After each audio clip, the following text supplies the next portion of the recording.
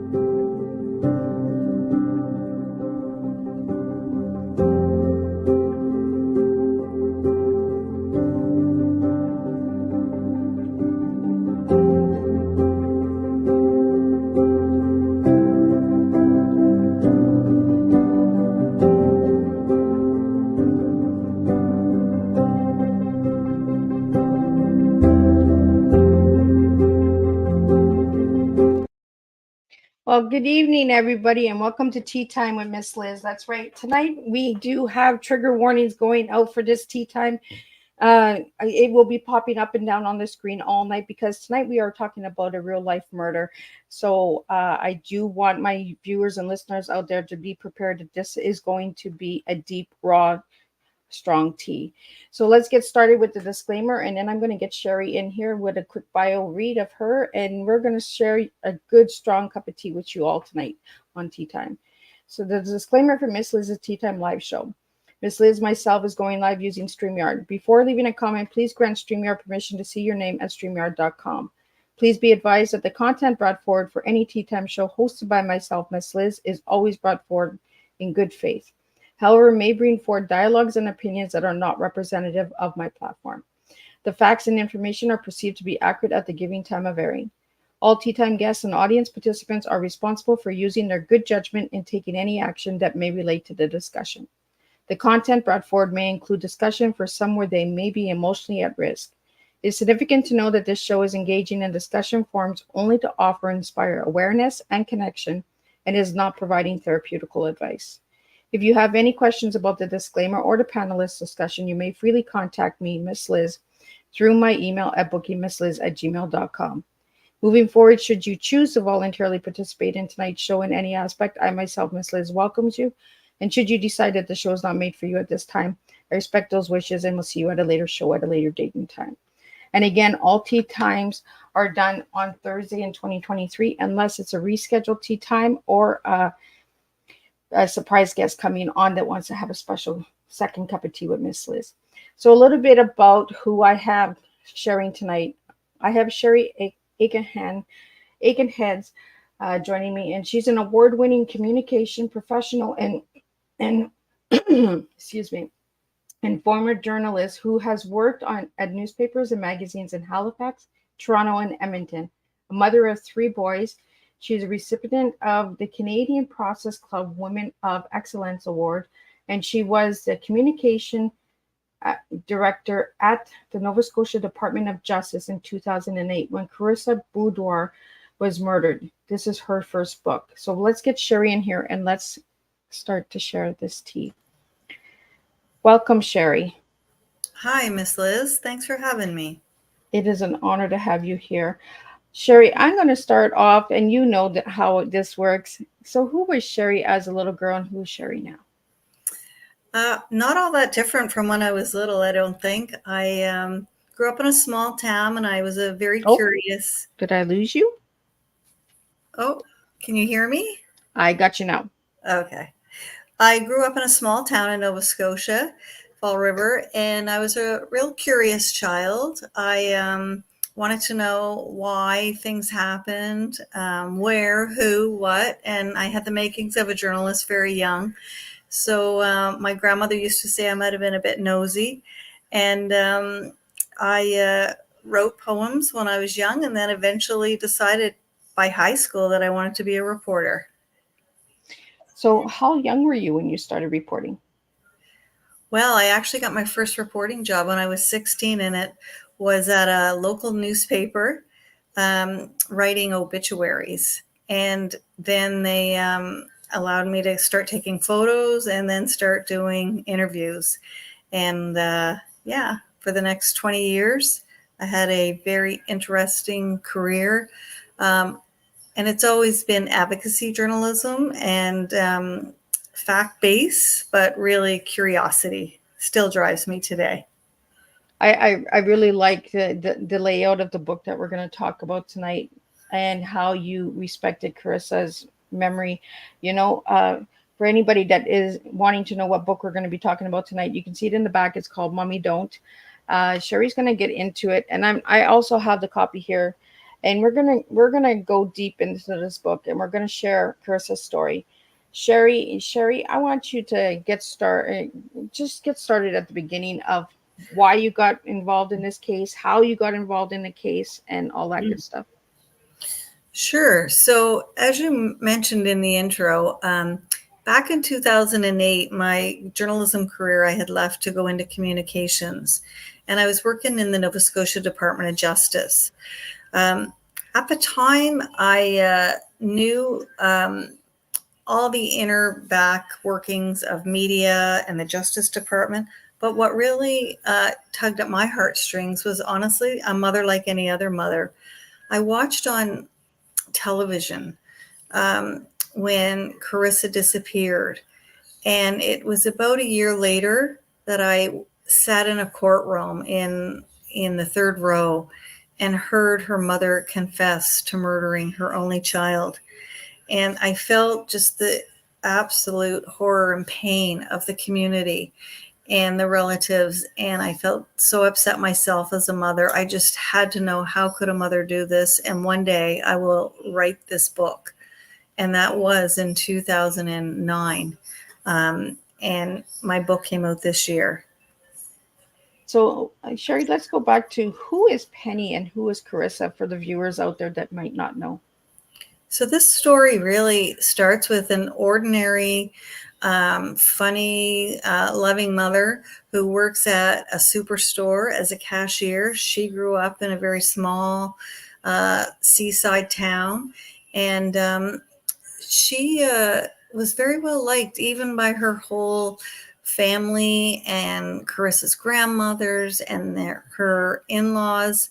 No one could imagine this Penny could do something like this. She was thoughtful about the Christmas presents, remembered what everybody loved and the baking. She took Karissa to skating lessons. Anything she wanted, she really tried to give her. So this is what makes the story so intriguing, is that it was absolute shock to her own family when the police suspected her. She did have 2 failed relationships. So she got pregnant early in her teens by a really nice man that she met at the working then at Sobeys. And it didn't work out. So she actually fell for his younger brother, who was 3 years younger. And she ended up marrying the younger brother. And so together, the 3 of them raised Karissa. And by all accounts, you know, it even though there was a sharing of Karissa and sort of visitation and all that, Karissa had a lovely, you know, good upbringing by Penny. So this is what makes it just so horrible that we'll get into it, but why she committed this. So, Sherri, we do have a question here. They're asking how old Penny was. She was 34 when this happened, and Karissa was 12 years old. Kind of a little rebellious, very fun-loving, perky little girl, but just normal teen times, nothing out of the ordinary. If you want me to talk a little about Karissa, she is the reason I wrote this book. To me, she had so much promise, and was a very strong, spunky little girl. Her grandmothers talk about what a wonderful reader she was. She loved animals. She knew already that she wanted to be a veterinarian. She always stood up for her friends. And in this book, I interviewed 3 of her classmates and friends from way back when. So she was just a very cheerful, kind girl who spent time at her grandmother's house, at her father's home. She loved camping.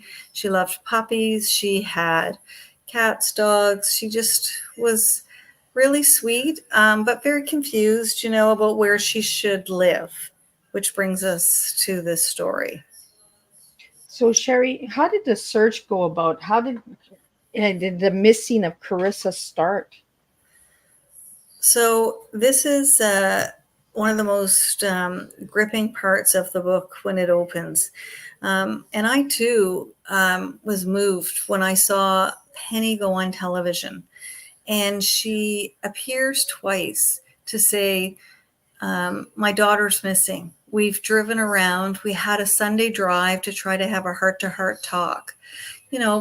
Penny wanted to try to make things a little better. Karissa had just moved in with her in Bridgewater 3 months earlier, and things were getting a little tense in that apartment that she was living with Penny, her mom, and her boyfriend, Vernon.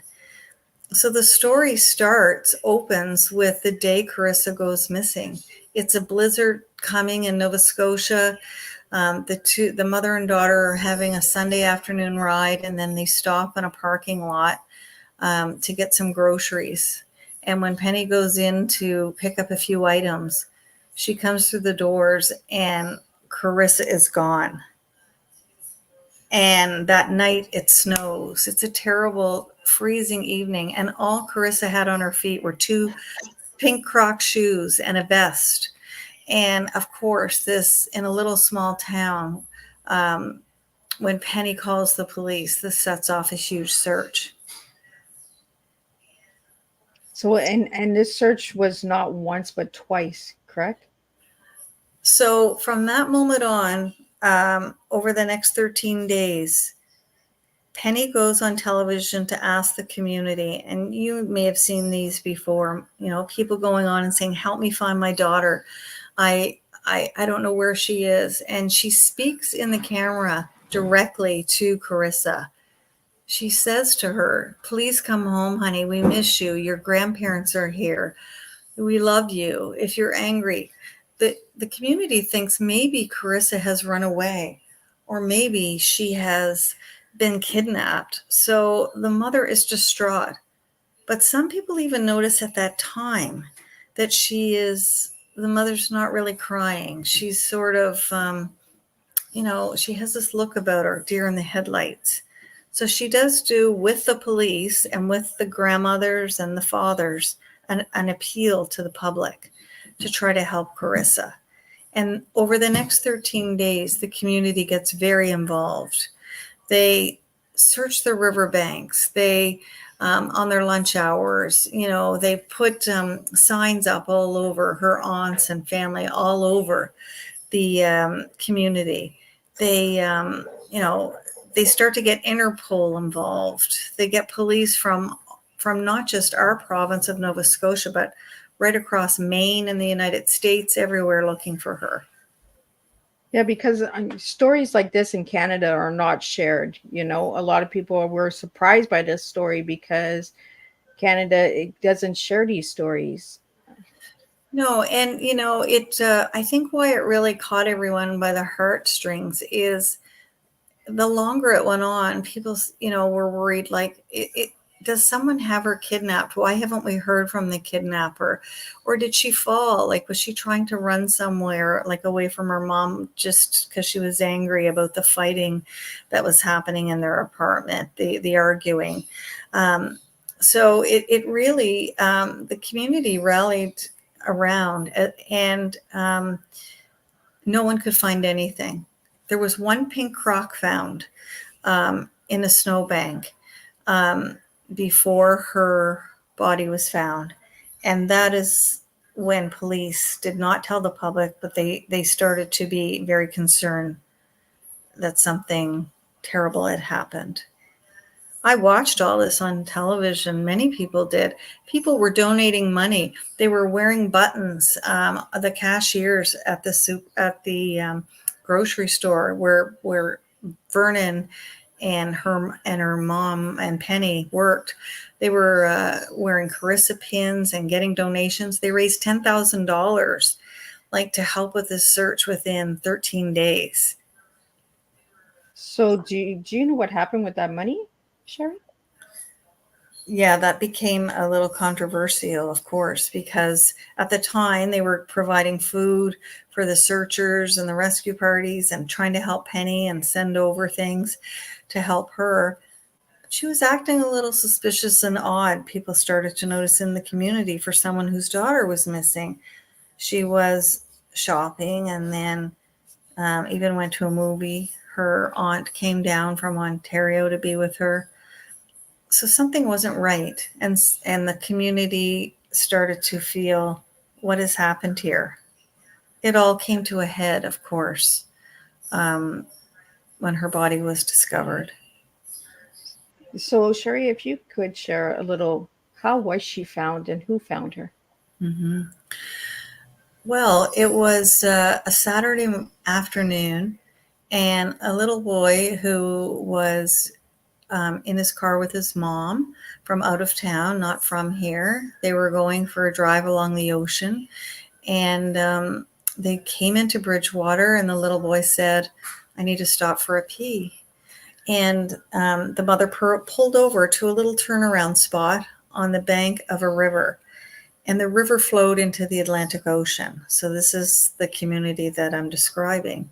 And the little boy went over to be private and looked over the river so no one would see him. And he looked down and he saw something up through the snow, and he screamed.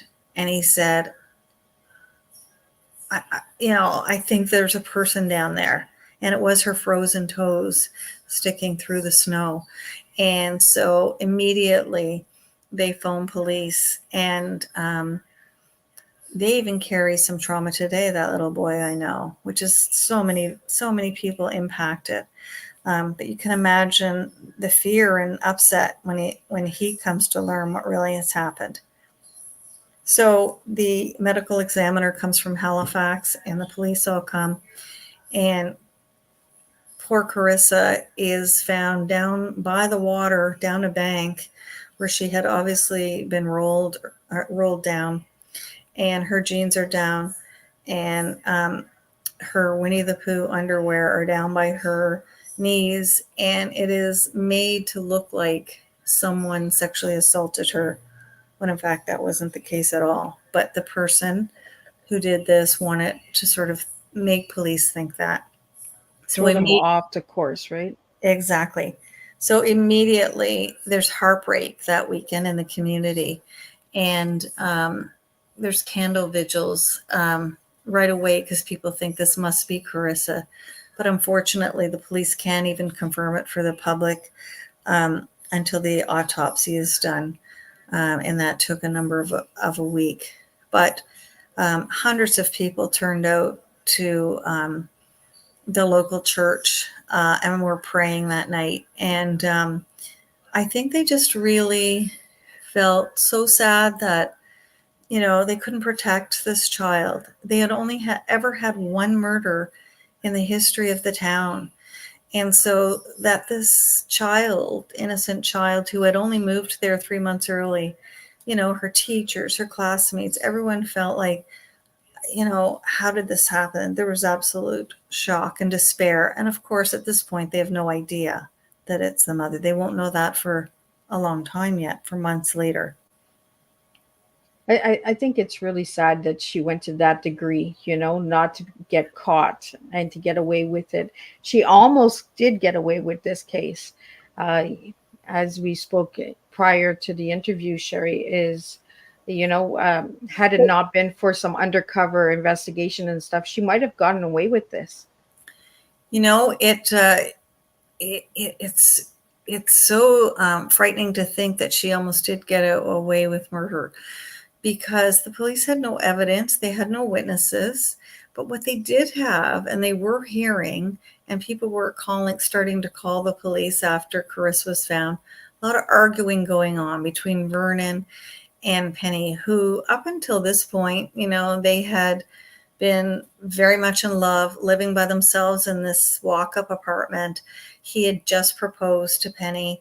But after the death, there's a lot of arguing, a lot of drinking, a lot of screaming, a lot of eavesdropping. And so police start to get their suspicions that, in fact, you know, she hadn't, you know, that maybe there was something off with their stories. And they actually bring Penny and her boyfriend in for questioning. And Penny's a very smart woman. She did not say a word in her interviews.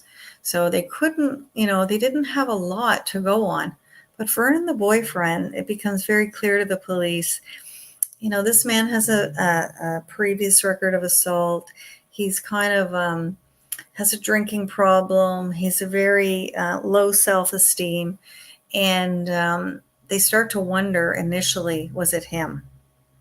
And so they set their sights on the boyfriend, because it's always the boyfriend. It's never the mother. It's just, even to think and say out loud, maybe it's the mother, was something the small town police and RCMP couldn't imagine, even though there had been a rumor mill starting to grow.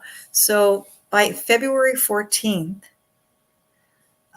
Valentine's Day, they bring the mom and boyfriend and arrest them for 24 hours and really put the questions on them and hope to get a confession and say, we know you did it. We've been hearing, we have, you know, overheard things in your apartment. Your, you know, your stories don't make sense. And yet neither of them say anything. They put them in cells overnight separately, and they put in undercover agents. And this is what sets the scene for Plan B. If they could not get them to confess, and they could not build a case with the public's help and asking people to report anything, they had to let them go the next morning. They walk out the door, and the RCMP say to them, one of the officers says, look over your shoulder because we're going to be watching. So then they're released into their community, and everyone has turned against them. And they can't go anywhere. And Vernon, the boyfriend, he does rely on alcohol even more. And he goes to the liquor store, and he sees the guy he met in the cell. Hey, buddy, how are you? And at that point, it's called the bump. And they intentionally make them bump into each other. And they decide, we are going to start an undercover operation. So I'll just pause there in case you have any, or your viewers have any questions till we get to this point of this Mr. Big operation. Yeah, we have a couple questions that came in, Sherri. They want to know who Vernon is. We really didn't get into who Vernon was, besides him being the boyfriend. But was he like the stepfather? Was he the father? No, he was no relative. So she had her previous relationship was with Shane and Paul, who were brothers. And that was her only previous relationships in her life up until this 34. And Vernon was someone that she worked with. And he was a night stock worker, and she was a cashier. And she just was very flirty, Penny was. And the friends I interviewed from where they worked all said that, you know, you could quickly see them kind of falling in love. Penny always wanted a long-lasting relationships, to this day that she maintains that and was looking for that. But Vernon was from Nova Scotia, but he just had a really checkered past and an assault and some other issues. What were some of the other questions? We have another question here. Did Vernon like Karissa? Excellent question. So Vernon was older. He was 45. and he has trauma in his past. In fact, Vernon, one almost feels very sorry for Vernon by the end of this story. He is a victim too. He had a previous wife, and they had a child that died within a week, and then they broke up. So Vernon tries to form a relationship with Karissa when she moves in, and he gets her a fish tank, and he gives her a Bible. This is a very religious family, so they read the Bible together. And he gives her a teddy bear named Paws. And so he tries, but of course, if you're a young girl moving in with your mom and her boyfriend in a tiny cramped apartment where you can hear everything at night, it's uncomfortable, right? Like it's, and Penny had set some very, very strict rules for Karissa. The bedtimes of 9 when, her dad let her stay up later, like these kind of things that parents do. So there was tension, but no ill will towards Karissa at all. The key thing here is he does say to Penny that weekend that she takes Karissa for the drive. He says to her, you got to go have a powwow. You got to have a heart-to-heart talk. We can't go on like all fighting and yelling here. You two got to work it out. How Penny interprets that is just, so horrible, turned out so horrible. So that is who Vernon is. The other thing that's happening when they go back into the community after they've been arrested, of course, people, small towns, it takes 10 minutes before everybody figures out who was in there being questioned. And this town had rallied. I mean, they had written poems about Karissa. There was a song written about Karissa. There's a whole part of the book that talks about these teddy bears. And these are called Karissa bears. And at the memorial where she was found, this woman builds like a big wooden plaque dedicated to Karissa, like right away, like right as, within those weeks. And there are like hundreds, almost 900 teddy bears that the classmates and everybody wanted to do something. So it's, they bring stuffed animals and they bring flowers. And these bears stayed there for the next 4 months. And eventually this kind-hearted woman who didn't even know Karissa gathers the bears. She goes there at night, like she's trying to protect them from all the elements and the rain and the freezing cold.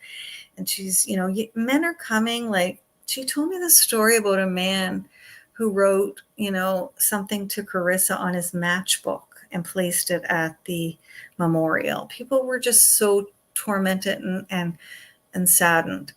And these bears, she collects them all and they take them to the laundromat and they clean them, and then they send the bears out to fire halls across Canada.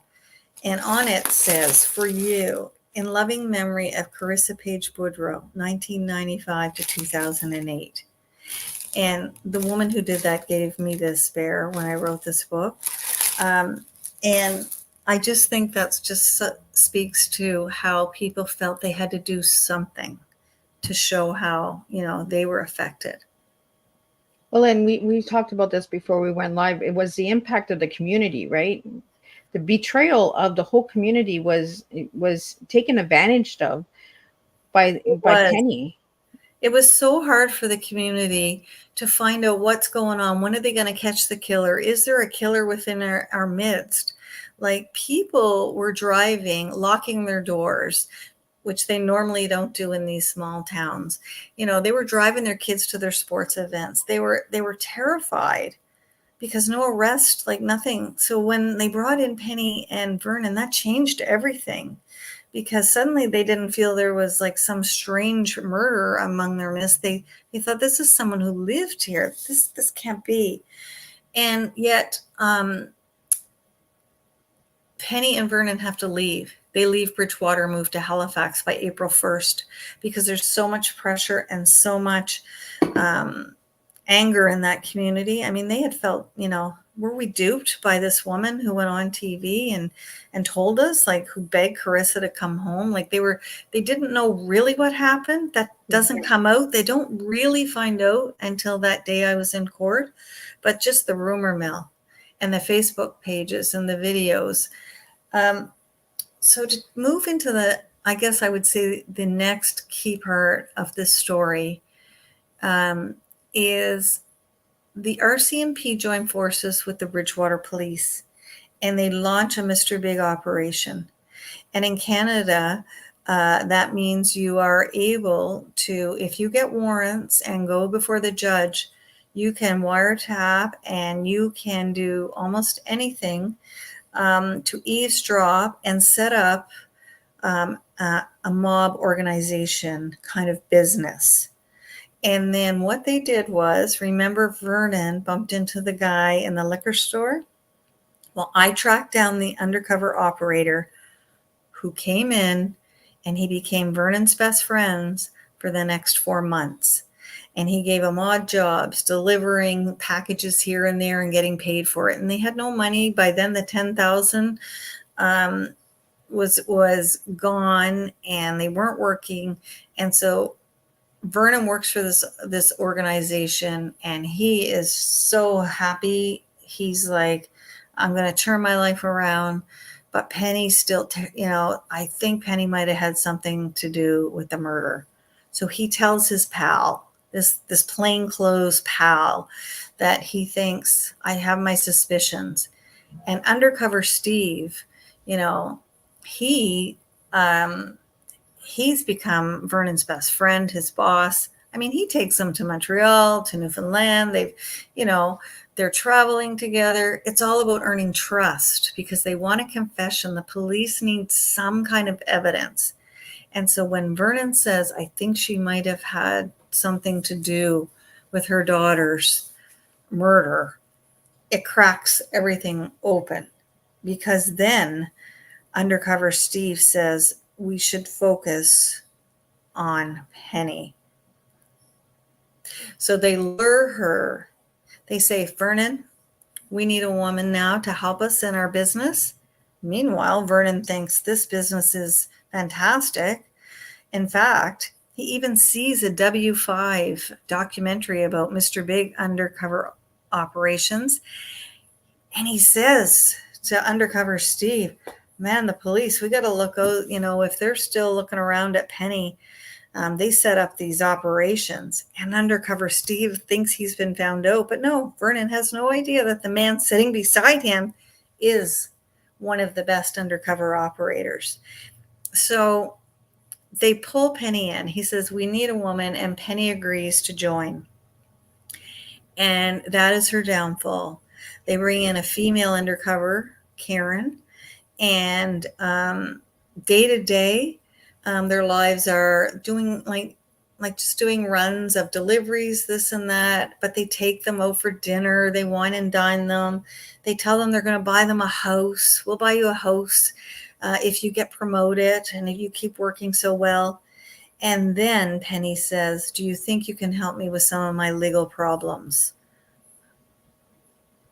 I'll just pause there in case your viewers have any questions. So we do have a question here that I think is really important. Where was Karissa's father? Okay, so he was in Shelburne. He lived in Shelburne, which is about an hour from Bridgewater. So she would spend her weekends with her dad, Paul, with her stepfather, Shane, and her primary residence was with Penny in Bridgewater. So from the moment that his daughter disappeared, the dad came up, the whole family came up. They all came together to look for Karissa. And it's only when the police really start having their suspicions, they tell the father. But they say, you can't talk about it publicly, but we think it may be Penny. So the climax, I guess, and fortunately for justice and for Karissa, is that Penny is she's in Halifax, but she's really anxious that the police suspect her still because they warned her, we're going to be watching you. She tells her friend Karen, I'd like to blow up the DNA. I think they have DNA. I want to blow up the RCMP office in Chester. Do you know anyone who could make that happen? And of course, on the other end, listening to all this are the police officers and the investigative team. And so now they know they have an opening, a wedge. And they say, of course, if we can, we'll help you. We'll help you however you need it.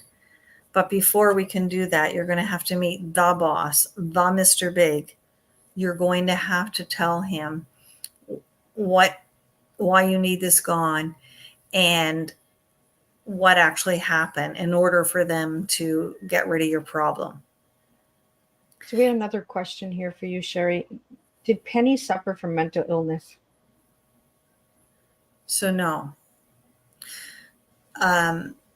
When we get to the court part, when she is arrested, Penny is her defense lawyer, and she had a very good one. He does do a psychological assessment of her, and there is a personality slight disorder, an episode of depression, but there would need to be further, because on the surface there was nothing that would qualify to try to, for the lack of a better word, get her off on those grounds. So and later, when I obtained her parole reports and her psychological assessments that I looked at, she was assessed 3 times in jail and was not found to have a mental illness. So we do have a question in the studio. Did you have to get approved by Penny or anyone to write this book? Excellent question. So being a journalist, it was very important. I mean, I wrote this because I wanted to honor Karissa's memory.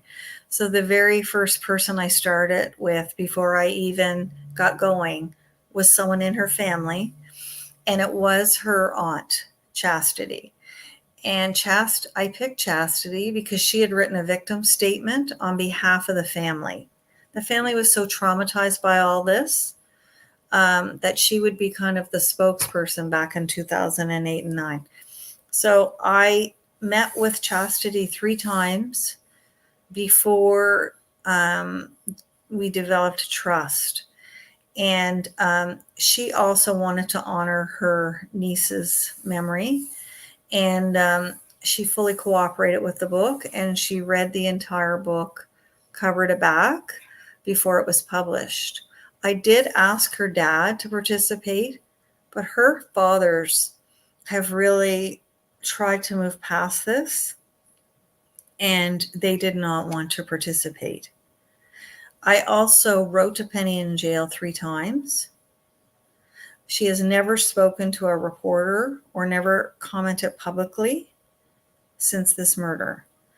And she is serving her sentence here in our province. And she declined. She knew a book was being read. And I said, you can give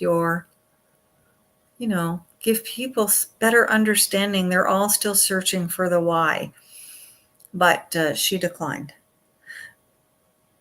So I hope that answers the question. So Sherri, how did they pull Penny in and get her to actually confess that she did this? So it was again, we're describing like the pressure on her and Vernon. They wanted to get on with the next step of their life.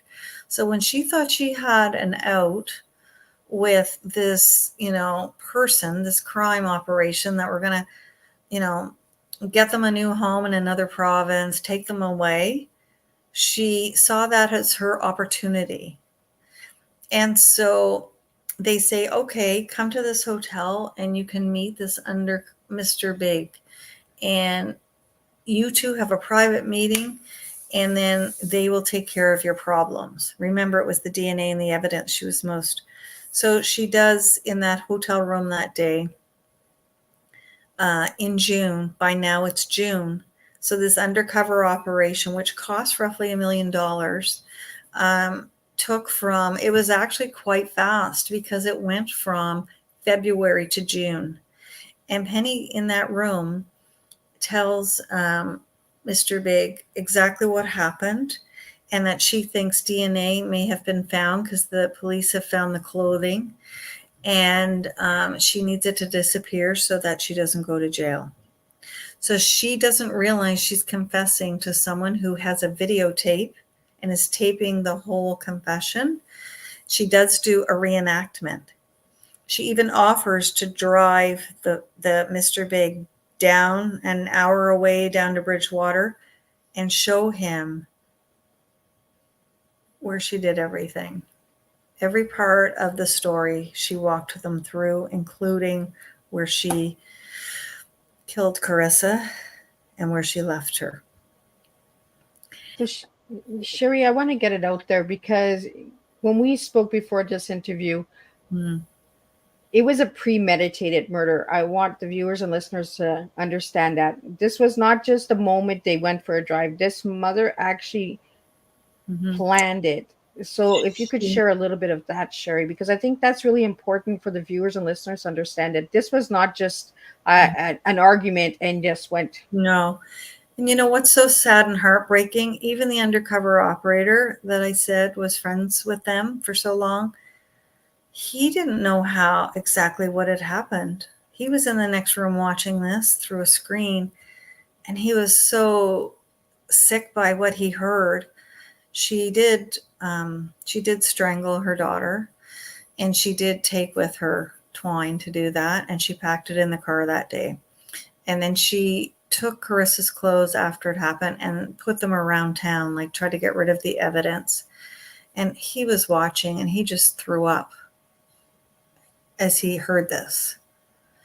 So it's horrifying. She did plant a phone call when she was in that Sobeys getting the groceries, and she went on television and said Karissa was missing. She picked up the phone to Vernon and said, "Help me find Karissa. She's not here. She's not in the I went in for a few items and she's disappeared." Well, Karissa was still in the car. So she had planted that phone call. And the Crown prosecutors had a very hard time deciding whether to go to first degree premeditated, which would have been a longer sentence, but they settled on life sentence. And it was controversial, but I can understand. They wanted to spare the family. They never reduced that charge until they spoke to Paul and Shane about it. Meanwhile, the public has no idea all this has happened, and they only find out in January 2009, and that is the courtroom that I was in when I was down in Bridgewater in my job, when Penny walks in, and we think the trial is about to start, and instead she says, "I plead guilty, I'm sorry." That's it. That's all she said. And wow. She signed an agreed statement of facts. So that's how we're able to recreate the story so accurately, is because the details of what happened, some of them are all in a signed statement. So she just decided just to come out and just say, "It's done, it's over, I'm guilty." Well, when they arrested her, she didn't speak. So she did the reenactment. You know, she thinks her problems are all going away. But then the police show up at her workplace, and they arrest her. And at first she says nothing. And then they play the video for her. And then she just gives it up. And initially she does plead not guilty. And the lawyer advises her that if we could reduce it to second degree, then your life sentence is 20 years. And so now, as of this year, when my book came out, she has served 15. So she is now eligible for certain. She's been getting escort passes out of prison. So her full sentence is 20, but in 2 years, she'll be able to go on day parole. and she has been a stellar inmate inside prison. Wow. She So, is, so what hurts where is Penny everybody. today? Sure. Yeah, pardon? Where is she? Where is she today? Like you're talking about the releases and that, and where she can go to church and stuff like that. So is she like in a severe prison? Like is she like a maximum prison or just a rehab? Like Yeah, no, she is in the Nova Institution for Women. It is one of the jails across Canada. They're just for women, and it's actually a set of pods. And when you read the book, there's a whole section on her time in jail, and I we won't get into it tonight. The whole backstory, because I have all her parole reports, and when she goes to the parole hearings. But she's an hour away from Halifax in basically, it looks to me like seniors' bungalows. And she has earned certain privileges. She lives like in a 4-bedroom little complex where they make their own food, etc. And she is free to roam on the property. It has no, she can walk around. She has not allowed to use internet when you're in jail, not allowed to have a cell phone, but she does get applies for these personal development passes to go to church. So it is ironic. She is very religious, always has been, and yet committed, broke the commandment. I think that's what when I because I haven't read the whole book yet because I just got it. Just reading the beginning of the book, as a mom, how could you go to that degree? We have these moments where we get frustrated with our children and that, but what degree does it take you to go to that extreme, and premeditate it, not just do it in the spur of the moment of anger, actually premeditate it and get the twine and make sure that she knew she was going for that drive and she planted that phone call and. Well, fortunately, it's so rare for this to ever happen in Canada. Sometimes we see these cases in the States. They definitely make headlines there, but it has not happened in Canada very often.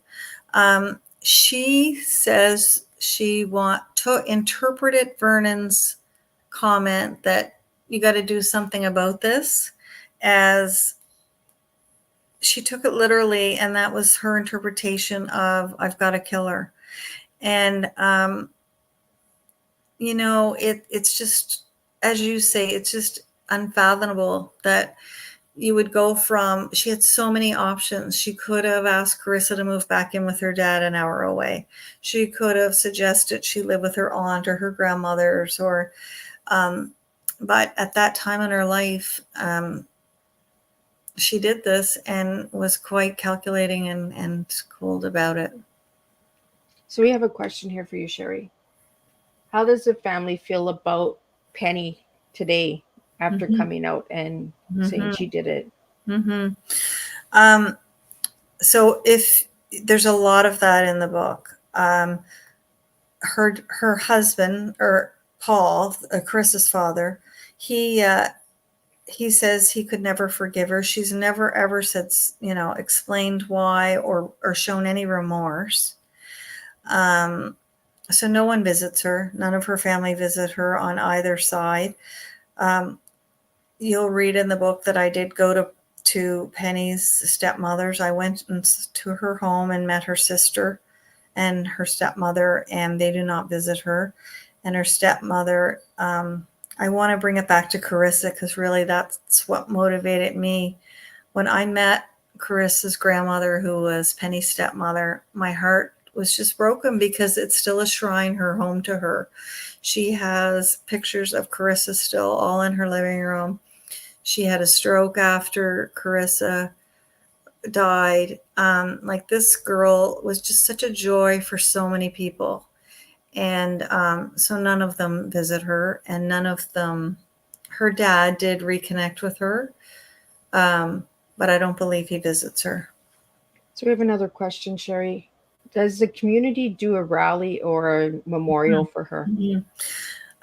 Great question. So for the first 5 years, Bridgewater, these two women, Chastity, who participated in the book and gave me the photos and everything, they held, because Karissa wanted to be a veterinarian, they had pet drive in honor of Karissa for 5 years. And people would donate pet food to the animal shelters. And that was very successful. And there's nowhere to give money. I mean, I personally made a donation to the Shade, it's called, the animal hospital in Bridgewater, as part of this book. And people do go visit the memorial that's still there. And there are some, her school that she went to, the Bridgewater Elementary, I believe they have, like, the year she was supposed to graduate in the June, like from grade 6, they donated some books. So we have a question here for you, Sherri. How has this book changed your life? It was really hard to write and research, but I was so driven because I didn't want this swept under the rug. I was very determined, and my family's was with me for it took me 5 years. And sometimes, after that interview that I did with Penny's stepmother and sister, you just have to cry yourself and cry for that child. And so it has been hard, but I am really proud of myself that I got her story out, because I want it to be part of history. It's the journalist in me. I want people to know this type of thing can happen, and I don't want them to ever forget Karissa. So, yeah, I guess I feel like I was glad I was able to finally do it. I thought about it for a long time, and I'm glad I did it. Well, I'm so glad that I found you, and how I found Sherri, for the viewers out there, is I was just scrolling on Facebook and Sherri's book came up, and just the title, Don't Mommy, grabbed my attention, and I needed to know more. And I feel that it's deeply important that we get Karissa's story out there and we keep it out there, because there is not enough talk of murders in Canada. This happened in our own country, and I only found out about it because I was scrolling on Facebook and found the book. Sherri, you did tell me that there was a second book out there on this, one of the investigators, right? Yeah, so that's just sort of another reality that, some of the officers were impacted that worked on this case, and one that has PTSD.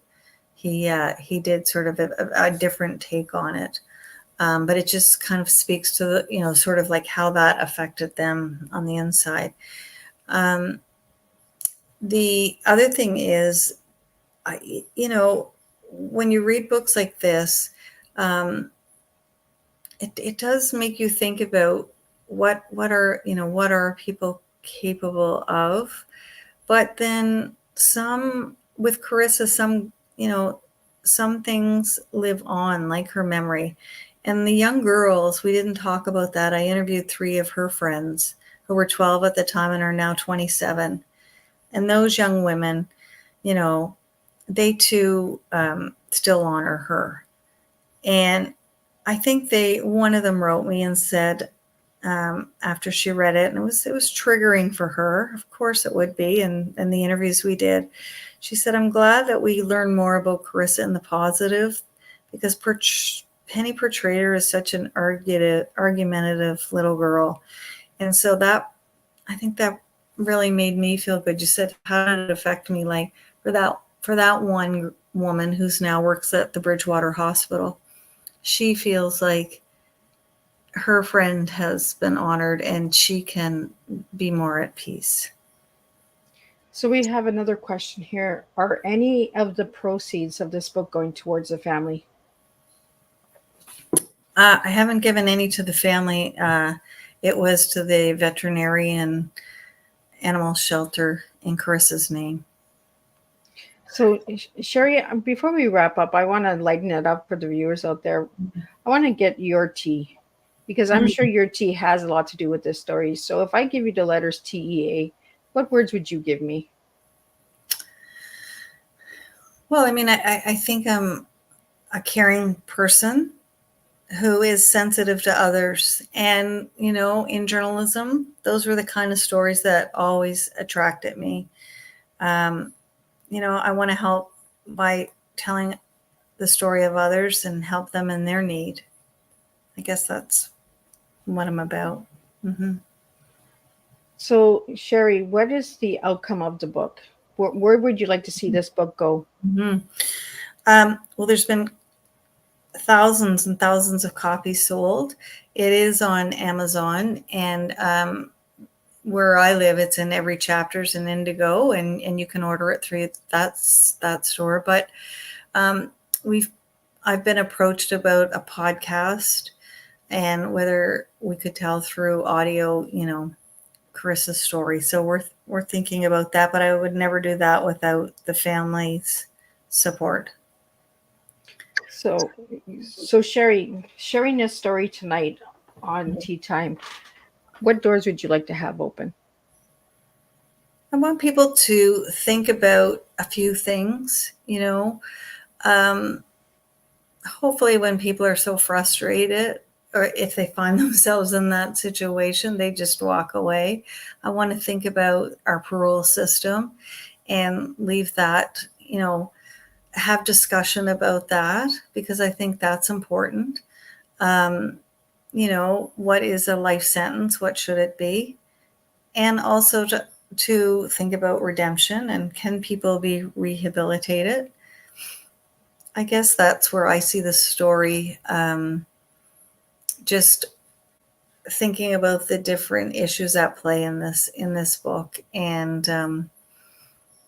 just honoring that family. Like, crimes have such an horrible impact on so many people. So we have a question here for you, Sherri. Where's Vernon today? Good question. I tried for 3 years to find Vernon, and it was, the fact that I could find the undercover operator and not Vernon tells me that he had to leave our province, because when Penny said, it was an ultimatum he gave me that made his life horrible. And I think he may be provinces away from here, maybe in Ontario where he was born, but he has no public profile, and I couldn't find him. He did write to Penny in jail. And then her counselor said that she could not be in a relationship, and that was part of the I think the parole process too, is that she could not have a relationship again. So, and if anybody wanted to know more about this story, besides the book, Sherri, where could they find information about it? Well, if you look online, I think you could find the agreed statement of facts that she signed. And there's lots of media coverage online on YouTube as well, about every time Penny gets a parole pass. Like, television covers it because it still reverberates in our province. So you could also go on YouTube and put in Penny or Karissa's name, and there'll be a lot of, you could also see a lot of the memories and videos that her friends did as tributes to her. It's probably the best source. And the last question before we wrap it up, Sherri, how can we find out more about the Karissa Bears? Oh, well, they're kind of all gone now, is that story. But if someone wanted to reach out to the woman, she's in the book, we could put them in touch with her. I'm sure we could arrange that, because she's a very caring person too. And is there a location where people can go pay their respects to Karissa? Yes, it's on, and a lot still do. It's on the LaHave River in Bridgewater, and there's a big memorial, like a sign with a butterfly over it. And yeah, people go there to pay their tributes. Well, I want to thank you, Sherri, for sharing the story and for giving me the opportunity to get the story out there and keeping Karissa's story in the public eye. you know, we don't hear these stories very often, and we need to start sharing more of these real life crime stories that are happening. You know, uh, so I want to thank you, Sherri, for that. I want to thank the audience and the supporters and listeners for tuning in tonight and staying during the trauma and the triggers, and, you know, sharing hard stories like this. So I Hmm. want to thank everybody for that. And Sherri, any final words before we say goodbye? Sure. If any of your viewers or want to reach out to me, I'd be happy to talk to them about the issues of the book. I have a website, sherriaikenhead.com, and my email is there. And I really do love to hear from the readers. So I Thank think I've done this book in a very sensitive way. That's what the readers tell me. So it's not sensational, exploitive. It's a real, I think, insight into this tragedy. Well, Thank thank you you so for being much. here tonight, for all of you who gave up your time to meet me and talk to me. I appreciate it. Well, thank you so much. And I will see everybody for the last 7 tea times in December. Starting next Thursday, we'll have 3 new teas. And then the following, we'll have 3 more. And then we'll have one just before the reunion tea time. So you'll see December 21st, Miss Liz is hosting a reunion tea time. It is a free event, but Miss Liz is asking for donations so that I can keep promoting and sharing these podcasts, tea times around the globe. Uh, so stay tuned for more on that. And again, thank you for tuning in. And I will see everybody next Thursday, same time, same place, with 3 new different teas. Thanks, Miss Liz.